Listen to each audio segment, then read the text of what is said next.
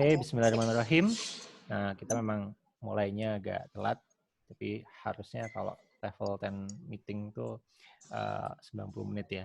Nah, untuk 5 menit depan berarti sampai kalau di sini pukul 17, berarti di sana sampai pukul 14 ya. Sampai pukul 14, Ya, coba disampaikan apa nih hal-hal yang bagus dari kamu nih, apa yang terjadi yang bagus yang sudah dilakukan dalam selama seminggu atau sebulan terakhir ini. sebulan terakhir ini hal yang bagus yang dari bidang saya itu konseling itu saya lebih merasa waktu saya lebih worth it untuk member dan fokus ke member silver gitu. Dan banyak banget improving di saya lebih bisa personally touching dengan member terutama gitu.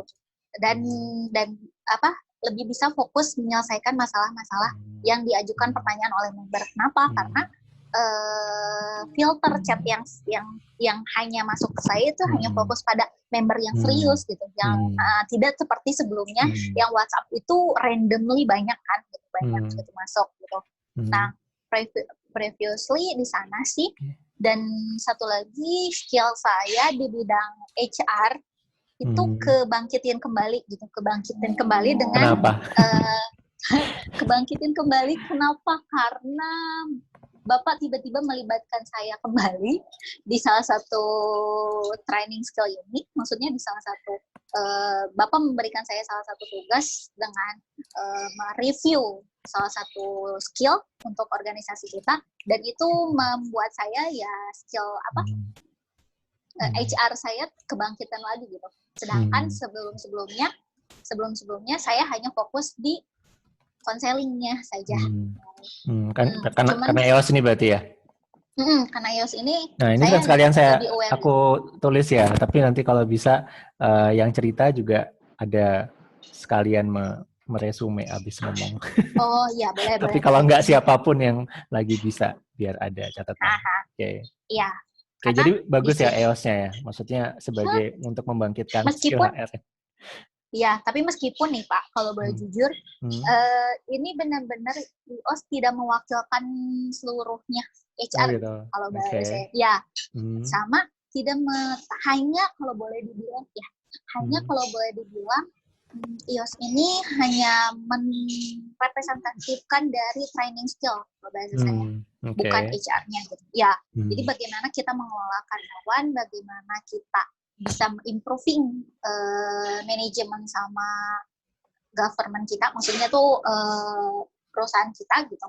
Itu benar-benar ngebantu banget. Tapi kalau untuk yang HR itu kan dari sama relation kan ya. Nah, kalau di kayak interviewing terus tuh job analysis itu nggak membantu, kalau kata saya nggak mendeskripsikan semuanya. Jadi ini hanya sebagian kecil dari employer atau employment training. Oke. Terus ada lagi atau udah? Udah. Kalau dari EOS ini bagusnya, kalau bagusnya EOS ini bisa dinikmati oleh semua orang. Kalau kata saya, semua orang yang meskipun dia nggak belajar tentang psikologi ataupun HR management, ataupun dia nggak belajar tentang manajemen development atau apapun itu, tapi dia bisa dicerna oleh berbagai orang yang dia memang sedang terjun di lapangan tersebut. Jadi ini bisa. Oke, baik, terima kasih Ica. Nah, mungkin kalau yang 2 dan 3 ini mungkin belum dulu ya, karena kita juga belum menentukan scorecard-nya apa dan rock-nya apa.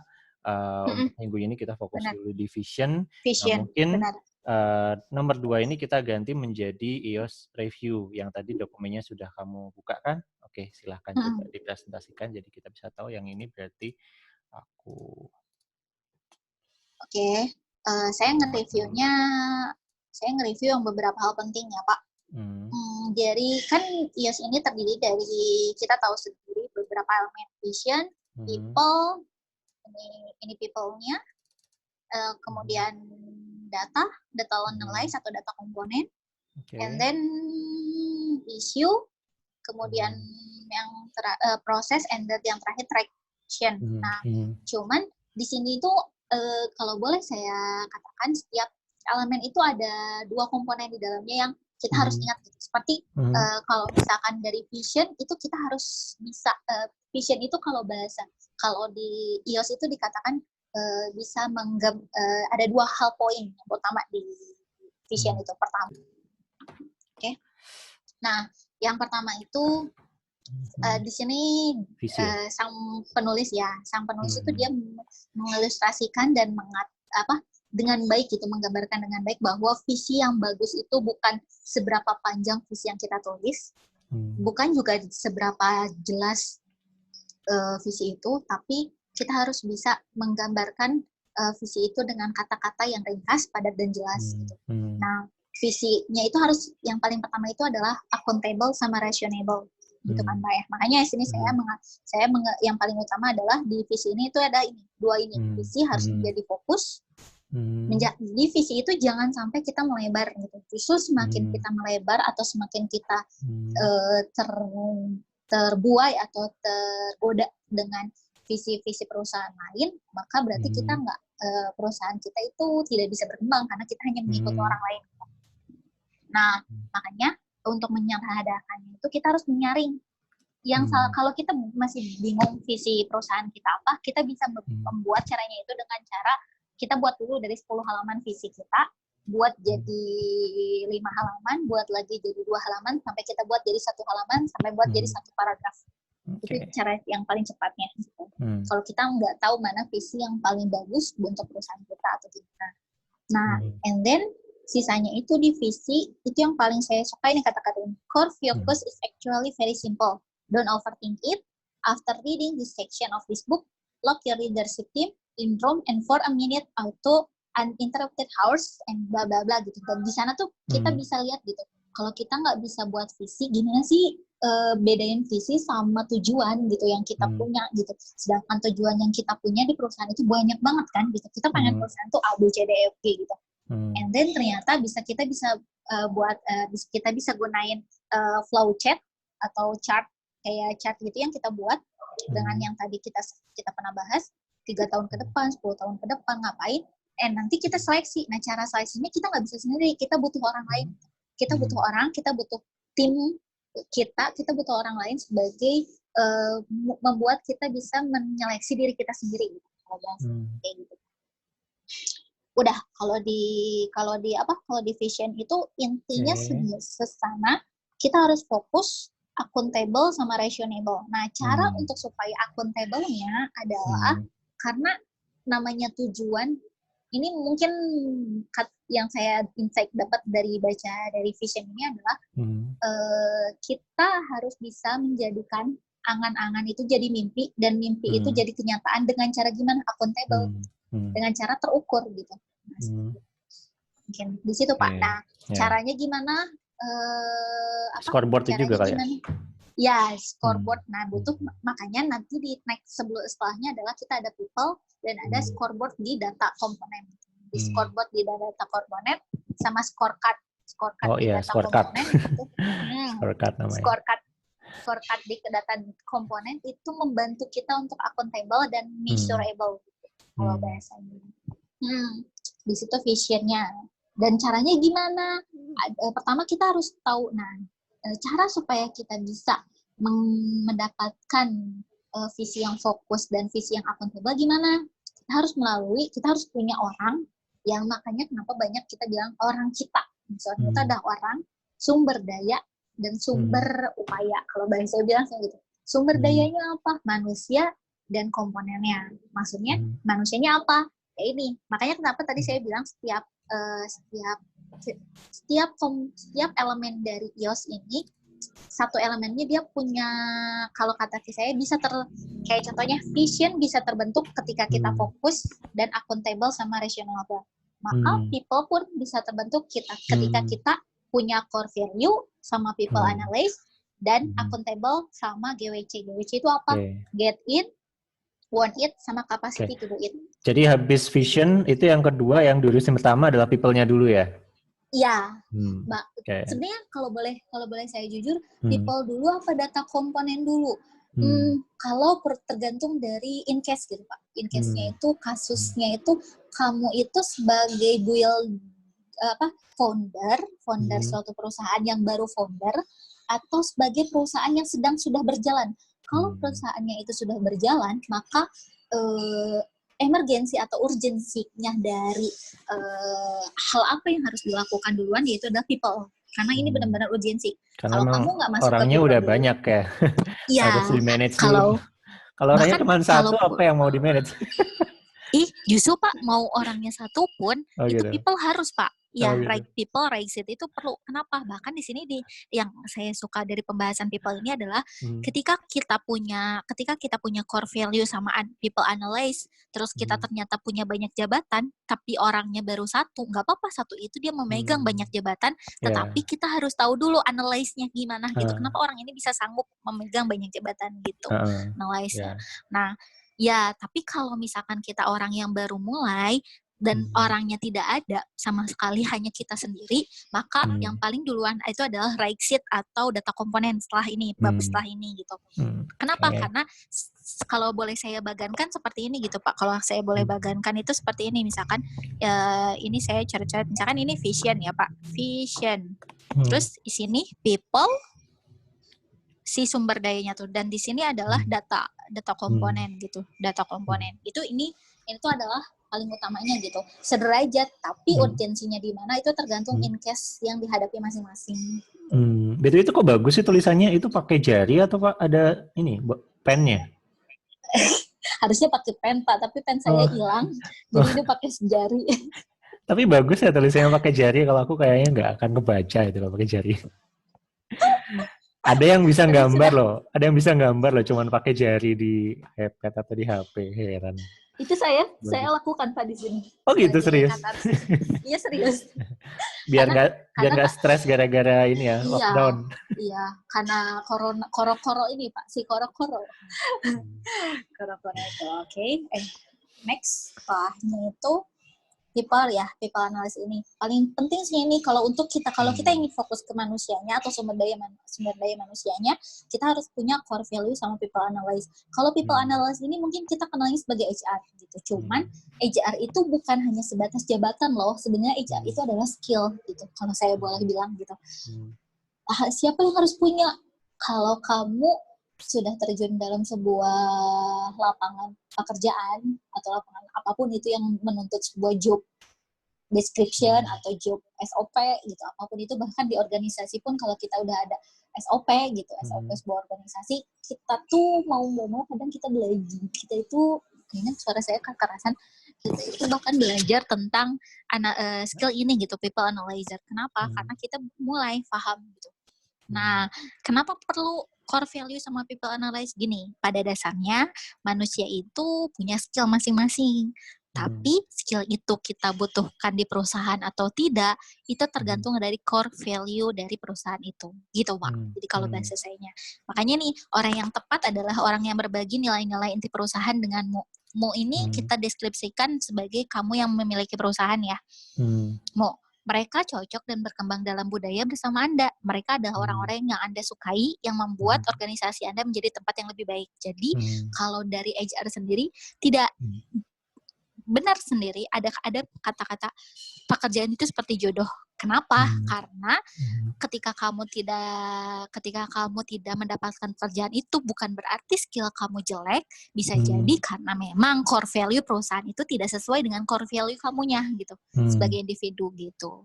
Kayak gitu. Jadi people analysis-nya. Jadi perusahaan pun punya hak meskipun dia mau menolak manusia jenis apapun ya, karena kalian punya core value.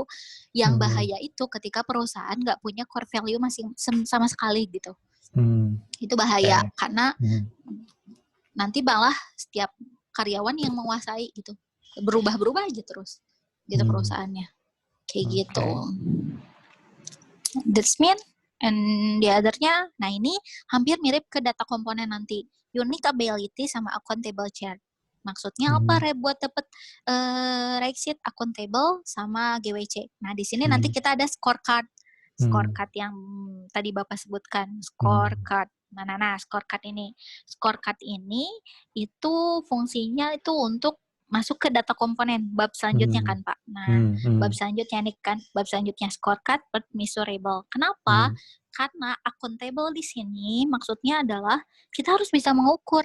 Gini contohnya, setiap orang itu punya skill. Skill itu kalau kemampuan setiap orang tuh pasti kemampuan. Saya bisa masak. Koki yang lulusan sekolah memasak, dia juga bisa masak.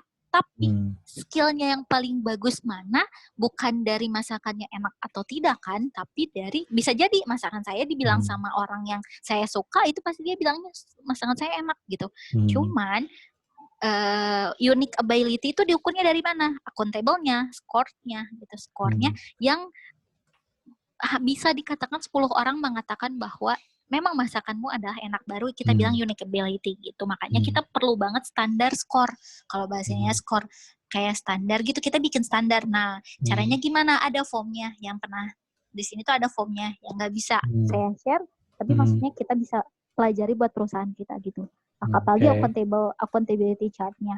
Nah, tapi ada masalah di sini. Pertama, kita nggak bisa sembarangan bikin scorecard. Nggak bisa hanya sebatas persepsi satu orang, nggak bisa. Kedua, didiskusikan masalah dan harapan Anda dengan orang tersebut. Dan ada satu paling simpel. Terus aturan 3 mogok. 3 mogok. Apa? 3 mogok maksudnya apa? Jadi maksudnya tuh aturan kalau kamu stuck, kalau saya mau waktu itu, jadi kalau kamu stuck, mau bikin, kalau bahasanya saya, jadi kalau nggak sesuai dengan ininya ya, nggak sesuai dengan people analyzer-nya ya. Jadi kalau misalkan bukan right seat gitu ya. Ya, misalkan kamu tuh pusing nih cara ngukurnya gimana, sedangkan kamu tuh nggak punya tools-nya, kamu belum bikin scorecard, terus kamu tuh nggak punya alat tesnya, kalau dari psikologi mungkin alat tesnya buat ngetes orang tersebut. Nah, gimana sih caranya supaya kita tahu orang tersebut mengetes bahwa right people, right seat gitu. Nah, caranya gimana? Dengan cara 3 ini. Strike one tuh diskusikan kasih satu problem yang sering kamu hadapi di perusahaan kamu, kasih ke orang itu. Terus berikan dia waktu 30 menit untuk analisis dia gimana gitu. Terus strike 2-nya, kalau misalkan dari kalau misalkan dari waktu 30 menit itu terus kita tanya lagi, ternyata dia berkembang, maksudnya berkembang tuh bisa ngasih analisis, bisa apa, dan itu baik, berarti dia orangnya bisa berkembang. Jadikan dia pak karyawanmu. Tapi kalau misalkan dari 30 menit itu dia stuck juga, terus kamu kasih waktu tambahan dia masih stuck, berarti dia nggak bisa. Nah, yang strike ketiganya, jika Anda masih tidak melihat peningkatan, dia tidak berubah dan harus pergi ketika menghentikan akhirnya, maka ya udah, berarti dia memang bukan jodoh untuk perusahaan kamu gitu. People analysis yang paling mudah gitu. Ketika kita nggak punya apa-apa di tangan gitu, Pak. Kayak gitu. Dah.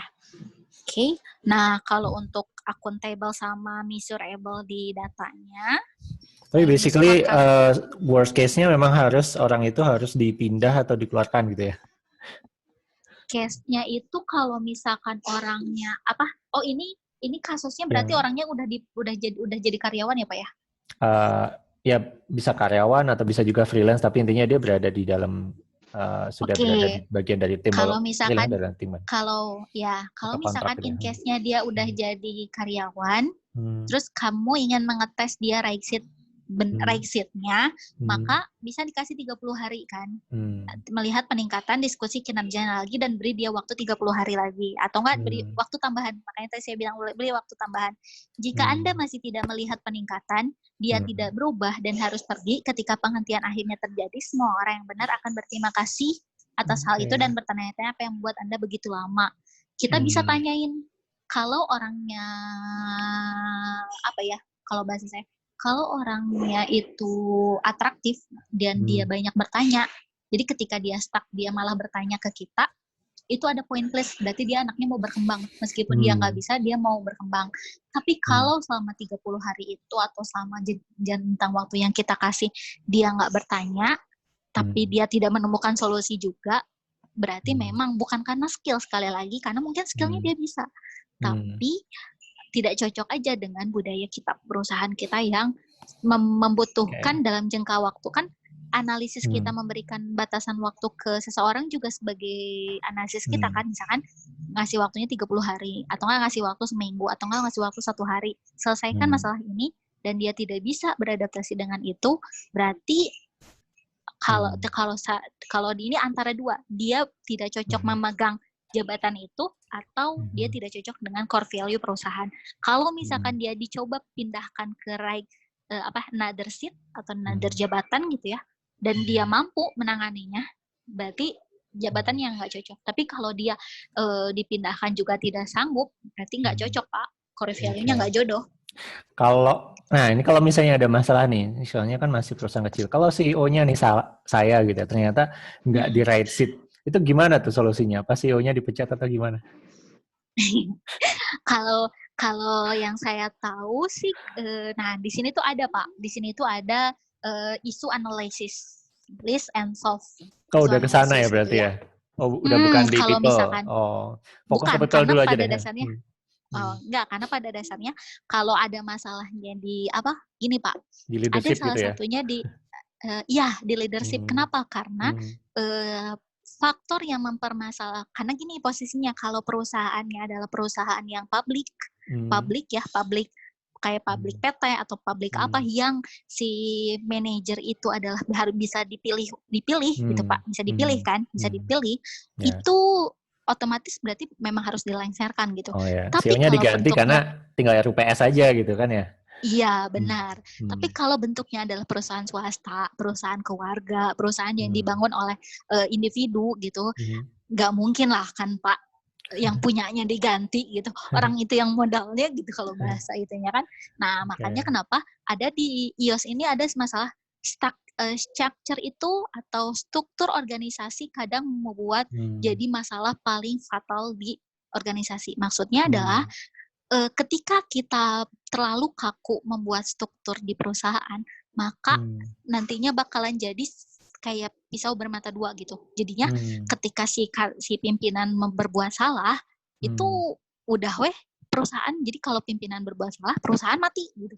Perusahaan nggak jelas aja. Tapi kalau misalkan kita hilangkan struktur, tapi kita patenkan salah satu proses gitu, misalkan kita patenkan salah satu bentuk soft analysis atau bentuk yang nanti ada dibahas di bawahnya itu bahkan terselamatkan gitu, yang tadi masalah yang Bapak sebutkan gitu. Itu makanya di sini ada salah satu yang paling saya suka dari bab ini adalah the issue analysis sama traction. Kenapa? Karena di issue analysis itu belakang-belakang ya. Udah belakang-belakang. Kenapa? Karena itu Pak, masalah paling utama di suatu perusahaan adalah voting dan structure. Kalau structure bukan berarti beberapa hal kita nggak butuh structure ya. Kayak scorecard juga butuh. Itu paling urgensinya itu di scorecard itu structure, harus ada struktur gitu. Tapi untuk di problem, untuk di kayak ada masalah, ada tantangan, ada rintangan atau apa, itu nggak butuh structure. Bahkan kalau bisa dari bawahan langsung ke atasan, itu penting banget gitu. Ya itu yang kalau situ aku setuju, karena kita juga terinspire by GitLab, dan GitLab juga punya prinsip kalau ada masalah sesuatu itu nggak perlu misalnya kayak harus bilang dulu ke atasan, nanti atasannya bilang ke atasnya lagi, atasannya minta ke divisi lain baru bilang ke bawahnya, bawahnya bilang ke bawahnya lagi. Dia nggak mau gitu. Dia lebih suka, ya udah kamu cari aja. Kalau misalnya masalahnya dari orang IT atau dari orang mana, dia langsung aja hubungin orang itu, solve masalah yang sampai selesai. Jadi direct communication aja gitu. Ya, kalau masalahnya adalah dengan CEO, ya udah langsung aja schedule meeting dengan CEO-nya. Kalau memang itu yang accountability, kan accountability chart. Kalau accountability-nya ada di CEO, ya udah kamu kontaknya langsung ke CEO, walaupun CEO-nya itu 5 atau 6 jenjang di atasnya dia gitu. Iya, itu good analysis sama right choice Pak, beneran yang menang kalau dari ini analisisnya. Sekali lagi itu berfungsi ketika perusahaannya bukan publik ya Pak, bukan publik yang bisa dipilih gitu, bukan publik yang bisa dipilih. Kalau misalkan perusahaannya itu adalah si manajer atau si, kalau bahasa head office mah sedikit ya jabatan tengah yang paling tingginya, misalkan akun eksekutifnya adalah bisa publik yang bisa kita pilih, itu diperlukan sekali structure gitu. Tapi kalau misalkan yang itu benar-benar perusahaannya seperti yang tadi kita bilang itu right choice banget. Kenapa? Karena jadi efisien, dan satu lagi perusahaan jadi bisa berkembang tanpa harus mengkhawatirkan si yang pemiliknya berkembang atau tidak gitu. Karena mau tidak mau ketika melibatkan banyak orang, people analyze-nya tepat dan right issue pun penanganannya bagus, itu bahkan si pemilik pun bakalan berkembang bersama gitu. Tanpa jadi kayak gitu kalau dari analisis saya dari buku ini tuh. Masih saya dari bukunya gitu. Kalau udah jalan itu tugas dari CEO-nya itu asalkan jangan gangguin bawahannya gitu ya. Oh, tidak. Ya, bisa jadi sih, bisa jadi beberapa kasus ya.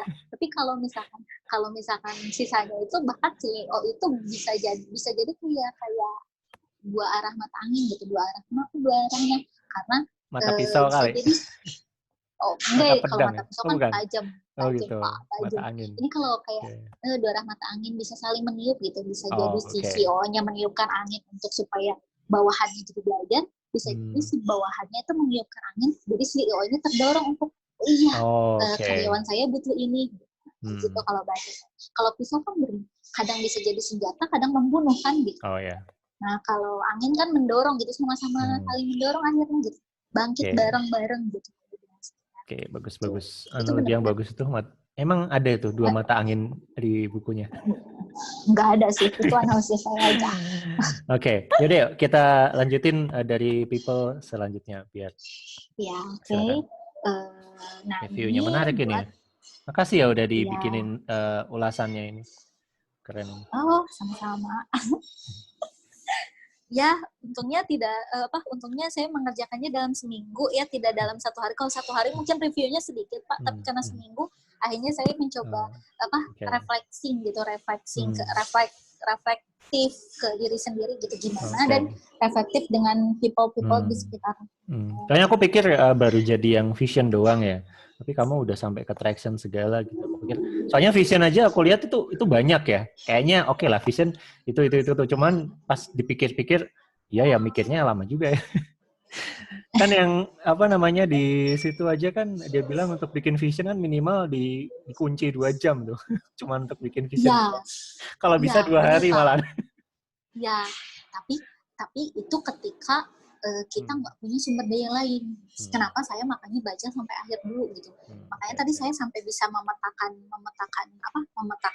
ini mana dulu nih yang duluan, ini mana.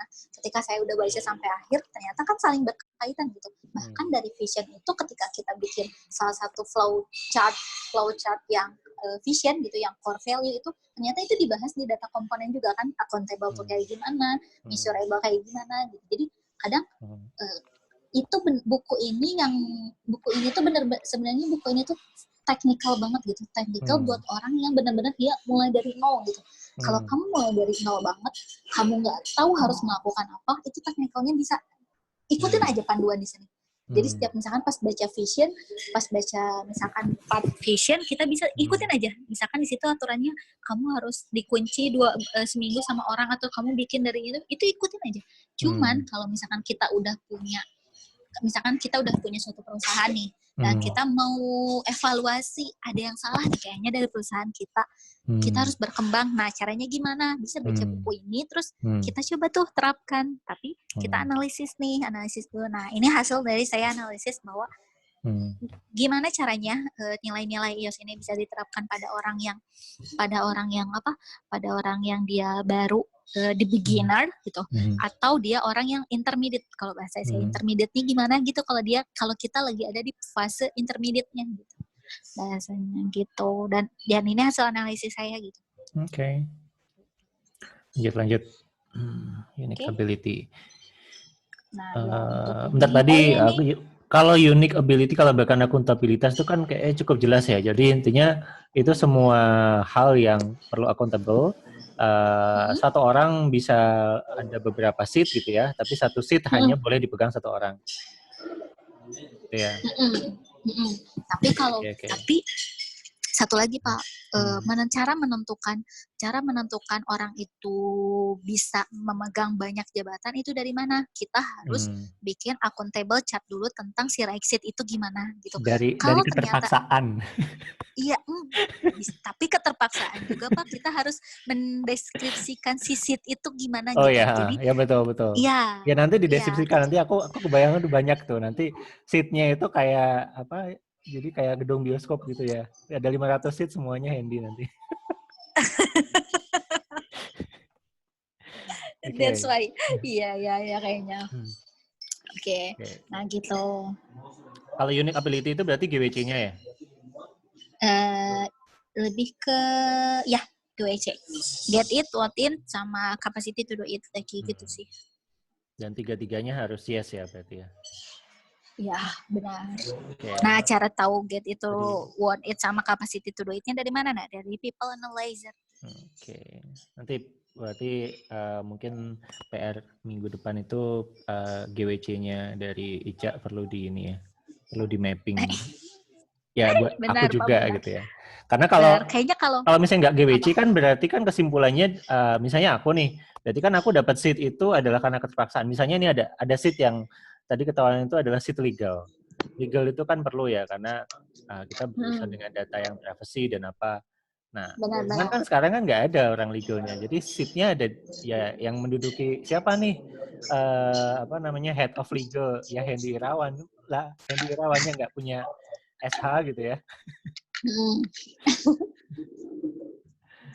Gitu. Kalau bikin kemitraan dengan psikolog atau psikiater kan juga itu ada unsur legalnya di situ kan. Gimana? Iya. Benar Pak, benar. Ya, untuk sementara berarti legalnya dipegang Hendy walaupun ya, tapi ketika kita berarti G-nya doang ya. G-nya doang di aku tapi want it sama capability nggak ada. Bisa jadi Pak, tapi ketika kita udah menganalisis oh ini tuh kita ada kekosongan tapi dihandle sama orang yang dia masih setengah right seat-nya, maksudnya tuh dia unique ability-nya kurang misalkan. Nah, kenapa enggak tapi kita bisa jadi kayak suatu saat kalau terjadi isu di situ, kita tahu gitu cara nge-handle-nya bareng-bareng gitu, enggak ego gitu Pak. Gitu enggak. Lah kan itu tugas kamu, tapi karena semua jadi makanya semuanya itu ada di akhirnya followed by all gitu kalau di traction. Gitu kan followed by all. Kenapa?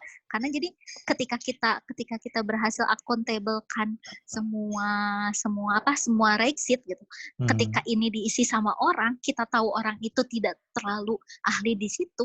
Akhirnya semua orang tuh membantu gitu Pak, membantu gitu, followed by all tuh. Tapi kalau misalkan kita si perusahaannya tidak terbuka bahwa seat ini tuh butuh ini loh, butuh gini, dan saya isikan ini di sini, tapi sambil saya berprosesnya gini karena gini, itu semua orang bahkan oh ya udah itu kerjaannya dia saya nggak usah bantu gitu. Oke, berarti accountability chart itu harus bisa dilihat oleh semua tim member ya. Kalau bisa tuh followed by all tuh gitu. Cuman tidak bisa diedit oleh semua member gitu Pak, itu doang sih. Tapi bisa di-meetingkan kan, maksudnya bisa di-propose atau gimana? Pertanyaan kan, makanya Pak, ada di traction itu ada meeting itu nggak semua, jadi nggak setiap isu itu harus di-meetingkan oleh barengan gitu, enggak gitu. Karena itu bakal jadi bosan untuk beberapa orang yang dia nggak ngerti di bidangnya. Gitu kalau di traction tuh nanti ada makanya. Tapi kalau misalkan hasil dari meeting itu di open public untuk perusahaan itu nggak apa-apa gitu. Jadi semua orang tahu gitu. Tapi makanya kalau memang untuk selalu meeting, harus ada agenda gitu. Jadi kalau kayak gini ini kan ada agendanya. Ini juga dokumen ini harusnya di attach ya yang tadi. Nggak apa nanti. Boleh nanti saya tapi saya teh bingung Pak, masih bingung caranya mengupload file ke Nation. Saya nggak tahu caranya. Bisa nanti setelah aja, soalnya itu kan hal teknis nih, aku masukin todo aja, upload review ke sini. Nah, pertanyaanku lagi itu gimana sih kalau misalnya kayak tadi legal ya, bayangannya kalau misalnya legal itu outsource aja gitu kan, jadi nggak ada satu orang khusus yang harus legal, tapi kita hanya outsource. Misalnya nih, pas kita butuh nyusun perjanjian kerjasama, kita butuh dokumen privacy policy atau apa yang kita emang pengen itu benar-benar bisa melindungi gitu ya.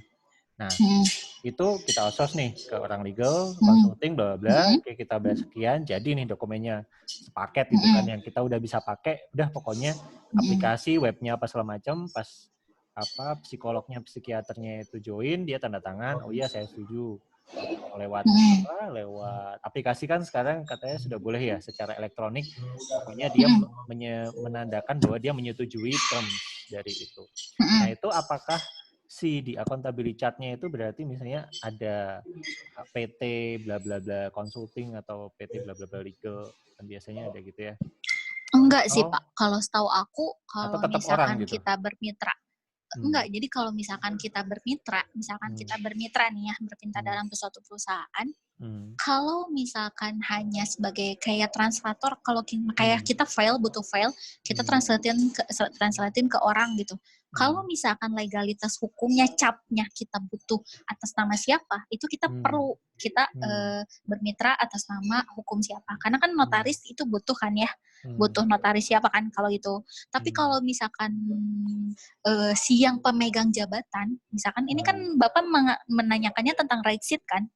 Iya, jadi di accountability chart itu apakah orang outsource itu yang ditaruh di right seat atau ya misalnya di situ saya gitu ya, walaupun saya di situ pada saat ada butuh dokumen legal ini, saya nggak bikin sendiri, ya udah saya lempar aja ke dia, suruh bikinin, nanti kita meeting konseling, kalau sudah jadi dibayar, kita udah terima dokumennya. Iya, kalau untuk right seat-nya bisa dibilang gitu ya.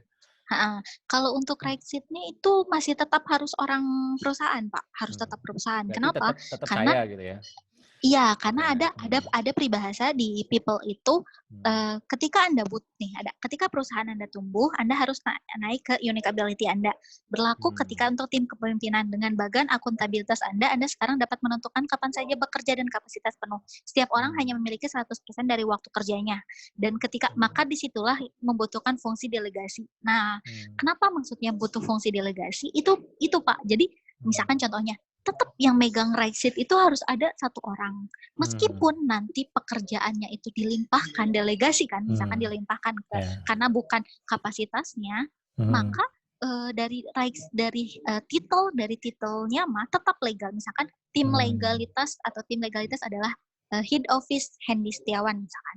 Tapi untuk dokumen, misalkan karena dokumen butuh legalitas, misalkan dari notaris ini, itu legal kok, itu legal gitu, itu benar seperti itu. Tapi kalau misalkan kita bebankan right seat atau bebankan satu jabatan kepada satu outsourcing pihak luar yang kita tidak bisa sharekan salah satu komponen urgensi atau komponen penting perusahaan, itu sama aja kayak kita memberikan lubang pada sebuah balon gitu Pak.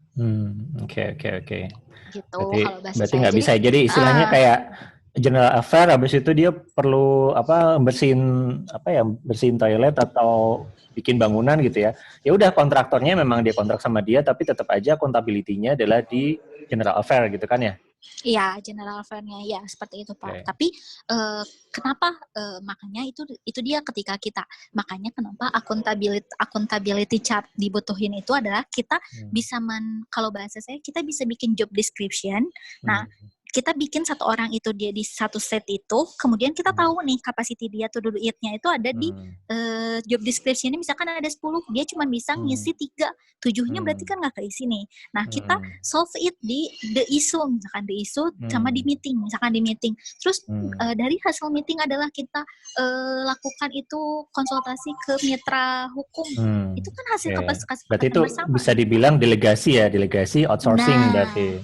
Ya, kita mendelegasikan gitu. Nah, tapi hasilnya kan kita hanya butuh jasa mereka. Mereka tidak terlibat dari inti perusahaan kan. Semuanya inti perusahaannya kita yang tanggung. Dan nggak perlu di training IOS juga ya? Iya, benar Pak. Dan nanti yang tanggung jawab masalah hukum dan lain sebagainya tetap kita kan Pak, nggak si perusahaan hukum itu kan. Kenapa? Karena perusahaan hukum itu hanya mengeluarkan dokumen gitu. Beda lagi kecuali beda keputusannya kalau Bapak ingin memasukkan tim hukum, misalkan Bapak ada satu perusahaan yang kayak gini bentuknya. Dia kerja sama mitra. Jadi kita punya konsultan hukum, enggak Pak. Nah, beda lagi kalau misalkan kita memperkerjakan konsultan hukum sebagai mitra tetap kita, itu baru kita bisa right seat-nya berarti untuk konsultan hukum kita. Jadi semacam karyawan kontrak part time gitu ya. That's right gitu kayak gitu. Oke. Baiklah. Tapi mau nggak mau berarti kan kalau kayak gitu kita harus share followed by all-nya itu masuk dan sama share ide isu sama meeting nggak setiap hari sih, cuman maksudnya pasti ya tetap aja inside-nya dari ini kan ada gitu. Kayak gitu Pak. Sip. Lanjut. Ya. Pokoknya fungsinya akuntabilitas chart itu adalah agar semua terukur dan jelas Pak. Jadi ketika kita ada bias kayak tadi nih, kasus tadi in case gitu kan, yang tadi nih, kita itu di isu sama solving itu nggak ngawur gitu. Kita masih on the track gitu, nggak on the track dan ketika kita kebingungan pun nggak ribet, nggak jadi ribet gitu masalah itu gitu. Kenapa? Karena terukur. Tujuan terukurnya adalah jadi masalah ininya apa? Ini poin ini belum terpenuhi. Oh, poin ini belum terpenuhi. Solusinya apa? Ini. Melanggar nggak dari akuntabilitas kita? Measure terukur nggak? Masih bisa terukur nggak? Misalkan contohnya dengan kita ke mitra hukum masih bisa terukur dan masih bisa di keep nggak? Oh masih bisa. Terus kita dapat ininya. Oh ininya. Oh berarti ya udah gitu. Dan akhirnya nggak sampai harus merubah struktur dari atas visi perusahaan gitu. Itu kan agak ribet ya Pak, berubah dari visi perusahaan. Gitu. Jadi kalau misalnya ada 2 orang yang akuntabilitinya sama, mendingan itu di-split jadi 2 sheet yang berbeda ya, biar setiap orang punya akuntabilitinya sendiri-sendiri. Gitu nggak? Akuntability sama. Kayaknya nggak mungkin kalau akuntability sama, tapi kalau ability sama mungkin bisa. Nggak, maksudnya ada akuntabilitasnya misalnya bertanggung jawab tentang marketing gitu ya. Tapi yang bertanggung jawab tentang marketing itu ada 2 orang atau 3 orang. Itu kan berarti kalau seperti itu mendingan jangan, tim marketingnya memang 3 orang, tapi setiap orang dari 3 itu memiliki akuntabilitas sendiri-sendiri, dipecah sendiri. Oh, kalau mau bukan dipecah Pak. Kalau mau gini, misalkan akuntability dari marketing ada misalkan 4 poin. Dan mereka itu 3-tiganya misalkan punya akuntabilitas di marketing. Kalau bisa kita analisis lagi. Yang ini dia akuntabilitas di marketingnya apa? Bisa nggak dia megang poin 1, yang ini poin 2, ini poin 3. Nah, yang poin 4 pegang siapa double. Jadi bukan dipecah jadinya jabatan yang dipecah, bukan Pak. Tapi tugas job desk-nya kalau bangunnya gitu. Job desk-nya yang dipecah gitu kalau mau. Jadi makanya kenapa kalau di perusahaan publik yang dia jabatannya itu bisa dipilih gitu ya Pak, bisa dipilih bukan ini ya, itu ada misalkan dia HR misalkan tim personalia misalkan, yang satu personalia dia megang data Word, yang satu dia megang data Excel, yang satu dia tanggung jawab ini. Kenapa? Itu biar akuntabel gitu. Akuntabelnya ya udah kamu yang tanggung jawab itu gitu. Kalau mau kayak gitu Pak. Jadi job desk atau kalau kita SOP-nya jelas gitu. SOP-nya jelas banget gitu. Siapa yang bertanggung jawab tentang ini kayak gini. Berarti sebenarnya job desk itu terikat dengan terikat dengan seat sebenarnya job desk itu ya. Iya, bukan terikat dengan orang kan sebenarnya, karena kalau seat-nya itu diganti orangnya, job desk-nya untuk seat itu tetap sama gitu, mau orangnya diganti berapa kali. Benar. Kecuali kalau misalnya ada perubahan gara-gara memang orang itu kena training atau apa jadi bagus ya. Enggak. Jadinya ada kalau enggak Pak, kalau job desk itu enggak bukan per orang justru ya. Kalaupun orang itu jadi bagus, kalaupun orang itu jadi bagus meningkat, bukan job desk-nya jadi nambah Pak, tapi dia jabatan yang berganti. Kalau enggak jabatannya naik atau naik ke atas jabatannya gitu ya? double. Ya, jabatannya double gitu. Karena kalau di job analisis, kalau di psikologi HR gitu Pak ya, di manajemen gitu, HR manajemen itu kalau kita bikin job description itu bukan dari kemampuan skill orang, bukan, tapi dari kita harus structurekan dari visi perusahaan, dari kebutuhan dari perusahaannya berarti ya. Iya, dianggap kita belum tahu orangnya siapa aja belum tahu gitu ya. Penting kita butuhnya adalah mengerjakan ini gitu kan. Benar gitu. Kalau dari makanya namanya ada job description atau job stratification atau job specification itu analisisnya kayak gitu. Nah, namanya kalau di IOS itu accountability chart. bukan ICA description ya. Nah, cuman ya kalau kita baru mulai perusahaan pasti kita mikirnya ini orang potensial, dia bisa megang apa gitu kan, analisisnya gitu kan. Nah, tapi kalau kita mau jadi perusahaan yang akuntabel, nah kita harus mengevaluasi bergeraknya dari situ gitu. Ini makanya kenapa benar kata Bapak, satu orang, kalau kata Bapak terus kalau orang ini dia development-nya bagus gitu, dia berkembangnya bagus, ya itu makanya kenapa ada satu orang bisa megang banyak right seat gitu, banyak seat gitu. Kenapa? Karena ketika dia bagus bukan deskripsi job desk-nya yang diperbanyak bukan, tapi dia jadi megangnya banyak gitu. Misalkan Bapak itu jadinya legal iya, consulting iya, terus tuh tim IT iya gitu, tapi jadinya gitu, double gitu, tik gitu. Oke, dan sama juga berarti kalau orang yang tadinya dia pegang posisi tertentu, tapi karena habis itu bagus, habis itu dia istilahnya naik gitu ya, seat-nya naik, berarti kan awalnya berarti dia nambah seat yang di atasnya diambil juga, untuk sementara dia megang 2 seat sekaligus, tapi mungkin lama-lama balik lagi ke prinsip delegasi gitu kan, lama-lama seat yang awalnya dia tempatin perlu didelegasikan ke orang lain atau diambil ke orang lain gitu kan. Karena kalau udah kita bisa banyak gitu. People-nya kita udah right people-nya itu kita nemu gitu banyak itu bisa.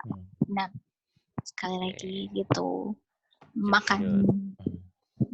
Ada yang bilang banyak teman-teman atau di sekitar kita ada yang bilang kayaknya nggak bisa deh kalau perusahaan keluarga jadi perusahaan publik.